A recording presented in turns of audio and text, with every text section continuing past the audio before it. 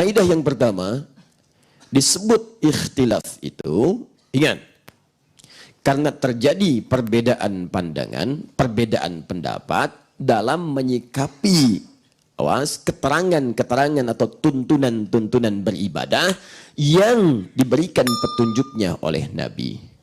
Perhatikan, perbedaan pandangan. Alhamdulillah. Pandangan di sini pendapat, bukan mandang satu ke sini satu ke sana, bukan. Ya? Nah, jadi perbedaan pendapat, pandangan dalam menyikapi sikap. Kalau sudah sikap berarti perbuatan, mengerjakan satu amalan. Ya, dalam menyikapi satu tuntunan dalam ibadah pada umumnya, yang petunjuk-petunjuknya diberikan oleh Nabi Sallallahu Alaihi Wasallam. Jadi Nabi memberikan petunjuk-petunjuk amalan satu ibadah di kondisi pertama. Nah, cuma ketika beliau tunjukkan itu dengan cara-cara yang beragam, dalil-dalilnya tidak satu, contoh-contohnya beragam. Kalau cuma satu jelas sudah nggak ada ikhtilaf. Makanya kalau sudah kemudian satu contoh, satu dalil, tidak usah berbeda pendapat. Ya, itu nggak ada kerjaan. Ya, karena satu diberikan, karena semua diyakini oleh Nabi sesuai petunjuk Allah, semua bisa mengerjakan hal yang sama. Begitu kemudian Anda bertakbir mengucapkan Allahu Akbar, satu dalil, satu contoh. Makanya ulama nggak ada ikhtilaf dan Anda nggak usah kreatif. Tiba-tiba Anda ngarang Allahur Rahman, ke Allahur Rahman, ada ikhtilaf di kalangan ulama. Tidak ada, Anda yang ngarang di situ. Jelas ya? Nah, kalau kemudian Nabi memberikan tuntunan beragam, contohnya banyak, dipraktekkan sekali, praktekkan ini. Kemudian besok praktekkan ini. Ada kejadian datang diberikan contoh yang lain.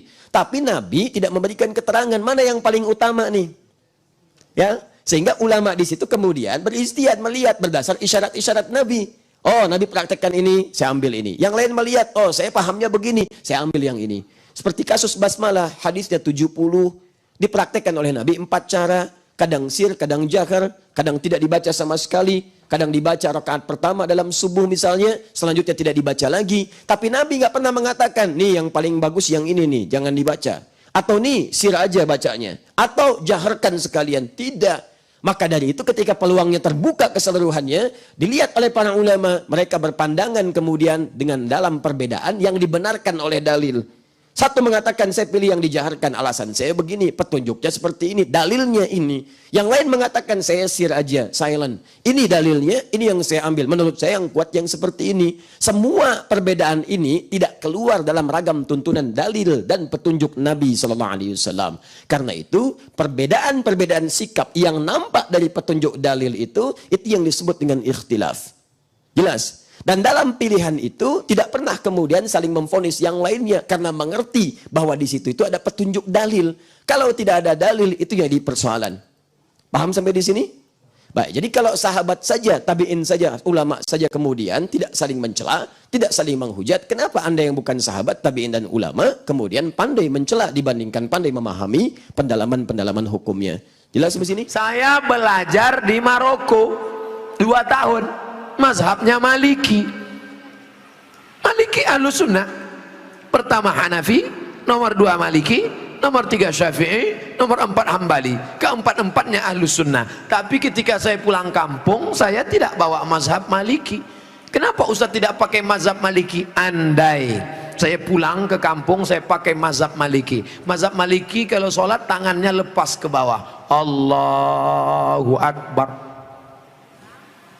Fatihahnya pakai baca kiraan warsh. Alhamdulillahi Rabbil Alamin Ar-Rahmanir Rahim Maliki Yaumiddin. Mimnya pendek. Kemudian nggak pakai bismillah. Allahu Akbar. Alhamdulillahi Rabbil Alamin. Nggak ada bismillah. Kunut subuhnya sebelum rukuk. Walam yakul lahu kufuwan ahad. Baca kunut. Kunutnya nggak bunyi. Andai saya buat sholat subuh seperti ini di masjid dekat rumah saya, Allahu Akbar, Alhamdulillahi Rabbil Alamin Ar-Rahmanir Rahim Maliki Yaumiddin. Selesai sholat pasti jamaah komplain semua, tolong sholatnya diulang, tadi imamnya ISIS. Menimbulkan fitnah karena mereka tidak tahu. Di sini diajarkan qiraat sab'ah mutawatirah, ditambah 3 masyhurah, ditambah 4 syadzah, 14 qiraat dipelajari di sini. Ditambah lagi nagham, bayati, soba, nahawan, sika, jaharka, bayati, ras. Faham mereka tajwidnya. Tapi tidak semua masyarakat ngerti. Andai anak pesantren Al-Qur'aniyah sholat di luar masjid, dibacanya qiraat lain, walam yakul lahu kufuwan ahad, maka makmum dengar, wah ini aliran sesat ini. Bukan berarti dia salah, tapi dia takut menimbulkan fitnah. Maka dalam masalah-masalah yang kita sepakati, mari kita berlapang dada. Adapun yang kita sudah berbeda, mari kita terima perbedaan selama dia masih Ahlus Sunnah wal Jamaah. Syekh Abdurrahman Sudes, Imam Masjidil Haram, selama di Makkah nggak pernah pakai bismillah jahar.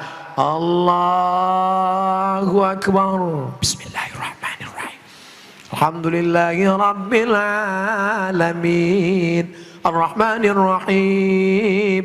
Tapi begitu beliau jadi imam di Istiqlal, Allahu Akbar, Bismillahirrahmanirrahim. Loh, kok si Abdurrahman Sudes di Istiqlal pakai bismillah jahar?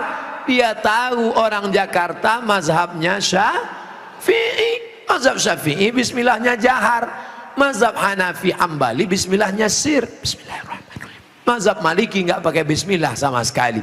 Ketiga mazhab ini Ahlus Sunnah wal Jamaah. Tapi kalau mayoritas masyarakatnya Syafi'i, jangan bawa mazhab lain, karena khawatir memecah belah umat.